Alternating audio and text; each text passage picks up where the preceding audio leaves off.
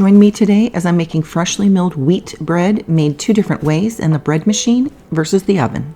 Welcome to White Shadow Fare. Make it homemade and make it with love. So I was lucky to get my hands on a Zojirushi Virtuoso machine.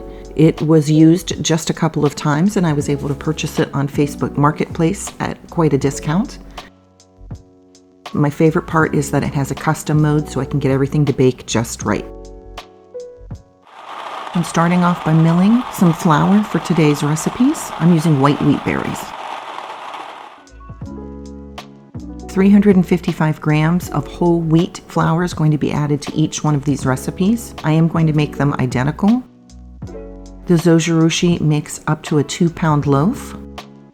Instead of using water, the 300 grams of water that is called for, I am using whey, which is the leftover liquid that I strained when I made my homemade yogurt, so it's filled with protein. Each of these will get 100 grams of buttermilk. The buttermilk will just help to keep this be a really tender loaf. And I feel so lucky that I was able to find this at a discount. When I broke my wrist, it made making bread a little bit more difficult, so this bread machine has been helpful. A tablespoon of honey goes into each one of these, and 10 grams of yeast.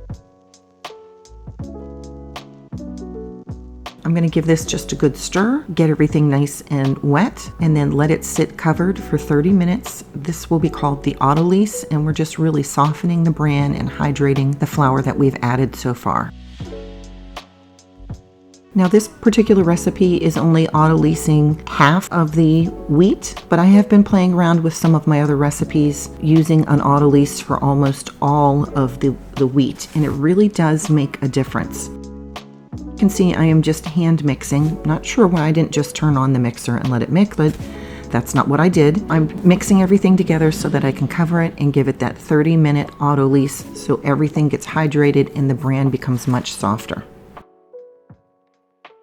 So I've been milling my own wheat for over 10 years, and I've been eating that on and off, but I've also been eating some regular white bread during all of that time. About 3 months ago, I started eating exclusively fresh milled wheat, and it has made a huge difference. I feel like I've got more energy, and I know that I have a lot more nutrients. 79 grams of honey and 54 grams of soft butter. 217 grams of fresh milled white wheat flour.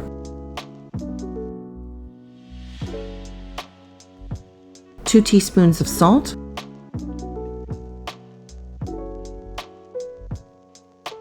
Three tablespoons of vital wheat gluten. 2 teaspoons of vinegar.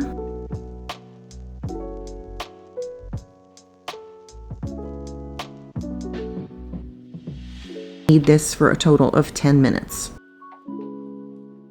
Pushing that off to the side, and I'm going to do the exact same thing to what is in my bread machine. Add all of the same ingredients. So the honey and the butter are getting added. The apple cider vinegar.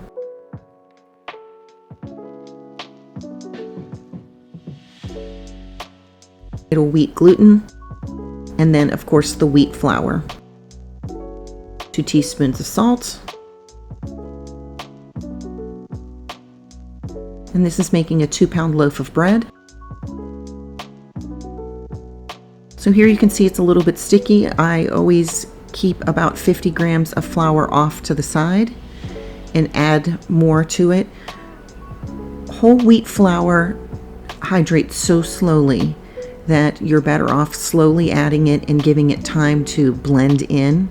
So don't just start pouring the wheat in like you would if you were baking with an all-purpose or bread flour. Once the dough is clearing the sides of the walls of the mixer, you know that you have enough flour added. And here I am just scraping down the inside of the bread machine. Once after I've used the bread machine a few times, I'll know the exact amount and will be able to just put everything in and completely forget it. But I haven't owned it that long. I've only owned it a couple of weeks.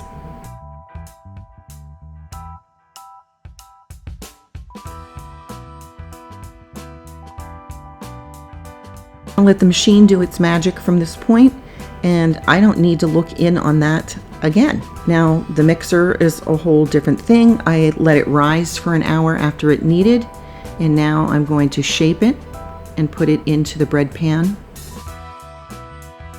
You're just shaping this like you would any regular loaf of bread.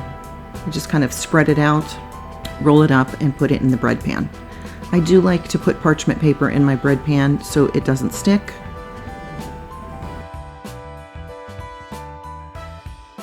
And you're going to cover and let this rise for 45 to 60 minutes. You want it to be an inch above the side of the pan. Overall, the purchase of this bread machine has been an excellent decision. Bake this for 45 minutes in a 350-degree preheated oven. The bread machine loaf has completed its cooking cycle.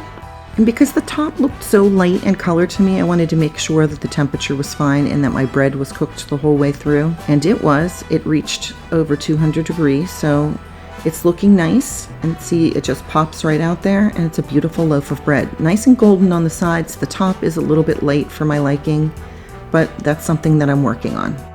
So you can see the difference in color of both of these, because the top of the one from the oven got much darker, more caramelized looking, but they taste exactly the same. So I like the look of the one that came out of the oven better because I like that dark top, but the height grew on the one that was inside the Virtuoso bread machine. And I think that's because it keeps it at the exact right temperature. I keep my house pretty cold, so the rising temperature took a little bit longer for the one that I baked in the oven. There is not a clear winner here. They are both fantastic, but I think I'll continue to make my everyday loaf that I'm making here in the bread machine. It frees me up to do some other things, so I think that's a net positive for that one. Thank you for joining me here at White Shadow Fare.